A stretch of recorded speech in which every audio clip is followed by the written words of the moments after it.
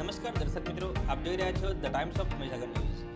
નજર કરીએ આજના મુખ્ય સમાચાર પર. મહીસાગર કલેક્ટર નેહા કુમારી નાઓએ તારીખ 23 ઓક્ટોબરના રોજ તાલુકા સ્વાગત કાર્યક્રમમાં મંચ પરથી જાહેરમાં દલિત યુવાન, દલિત આદિવાસી સમાજ અને વકીલ આલમ વિશે કરેલી અત્યંત નિમ્ન કક્ષાની ટિપ્પણી કરીને અપમાન કરેલ છે, જેમને તાત્કાલિક સસ્પેન્ડ કરી યોગ્ય ખાતાકીય કાર્યવાહી હાથ ધરી દલિત આદિવાસી સમાજને ન્યાય અપાવવા તથા ખાનપુર તાલુકામાં વસવાટ કરતા આદિવાસીઓને જાતિના પ્રમાણપત્રો આપવામાં આવતા નથી, જે માટે સરકારશ્રીમાં રજૂઆત કરીને જાતિના દાખલા આપવા માટેની સભા બાબલિયા મુકામે સભા યોજવામાં આવી, જેમાં Dediapada MLA Shri Chaitarbhai Vasava, Vasda MLA Shri Anandbhai Patel, Lunawada MLA Shri Gulabsinh Chauhan હાજર રહી જરૂરી માર્ગદર્શન પૂરું પાડી ન્યાયની લડતમાં સહયોગ આપ્યો હતો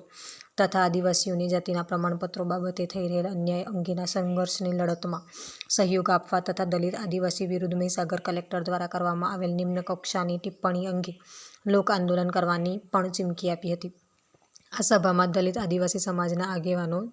યુવાનો અને મહિલાઓ ખૂબ મોટી સંખ્યામાં લાગણીને વશ થઈ સ્વયં સભામાં આવીને 4 કલાક જેટલા સમય સુધી આકરા તડકામાં તપીને કાર્યક્રમને સફળ બનાવેલ હતો તથા તારીખ 6/12/2024ના રોજ લુણાવાડા ખાતે યોજાનાર કાર્યક્રમમાં ગામે ગામેથી ખૂબ મોટી સંખ્યામાં હાજર રહેવાની ખાતરી આપેલ હતી. વિસ્તારના પડેપણના સમાચાર જોવા માટે અમારી channel the times of Mahisagar ન્યૂઝને લાઇક, શેર અને સબસ્ક્રાઇબ કરો.